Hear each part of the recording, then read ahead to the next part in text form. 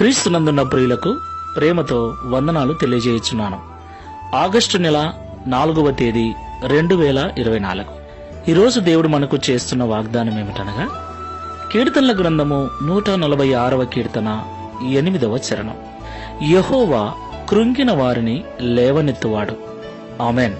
నా ప్రియమైన సహోదరి సహోదరులారా, ఈ లోకములో కుటుంబాలుగా, బంధువులముగా, స్నేహితులముగా, సమూహాలుగా జీవిస్తున్న మనము ఆయా సమయాలలో వచ్చిన సమస్యను బట్టి, కష్టాన్ని బట్టి, శ్రమను బట్టి, నిందలను బట్టి, అవమానములను బట్టి, ఇతరులు మాట్లాడే సూటిపోటి మాటలను బట్టి కృంగిపోతూ ఉంటాం, కలవరపడుతూ ఉంటాం, భయపడుతూ ఉంటాం.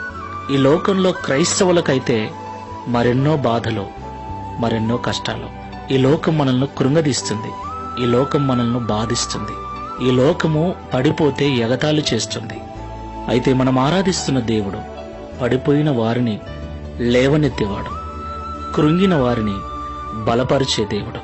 అయితే వర్షానికంటే ముందు ఉరుములు, మెరుపులు మనం భయపడేంతగా గాలి వీస్తుందో, అటు తర్వాత వర్షం వచ్చి వాతావరణం అంతా నెమ్మదిగా ఎలా మారుతుందో, అలాగే దేవుని నుండి మన మీదికి ఆశీర్వాదం రావటానికి ముందు గాలి లాంటి, ఉరుముల్లాంటి, మెరుపుల్లాంటి సమస్యలు, నిందలు, అవమానాలు తప్పకుండా వస్తాయి.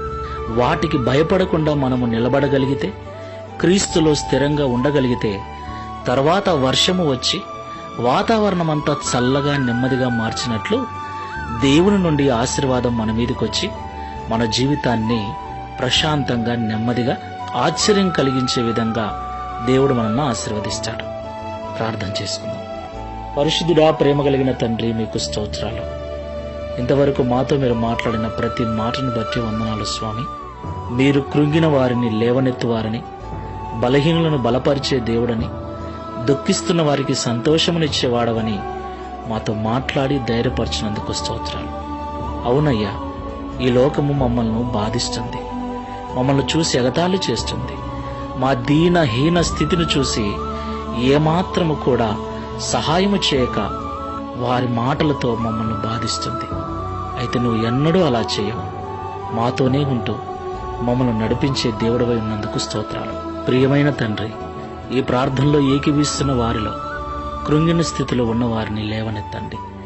ఈ బలహీనమైన క్షణాలను, ఈ కొరతలను, ఈ క్షణికమైన నిందలను ఓర్చుకొని తర్వాత మీరు అందించబోయే శాశ్వతమైన ఆనందము కొరకు, ఆశీర్వాదము కొరకు, శుభప్రదమైన నిరీక్షణతో ప్రార్థనాపూర్వకంగా ఎదురుచూచుటకు సహాయం చేయమని, ఒకరోజు మేము కూడా దావీదు వలె నిన్ను గూర్చి సాక్ష్యం ఇచ్చుటకు సహాయం చేయమని, తద్వారా ఈ దిన వాగ్దానమును మా అందరి జీవితంలో నెరవేర్చి మీ నామమును మహిమపరచుకునమని యేసు నామములో ప్రార్థిస్తున్నాము తండ్రి.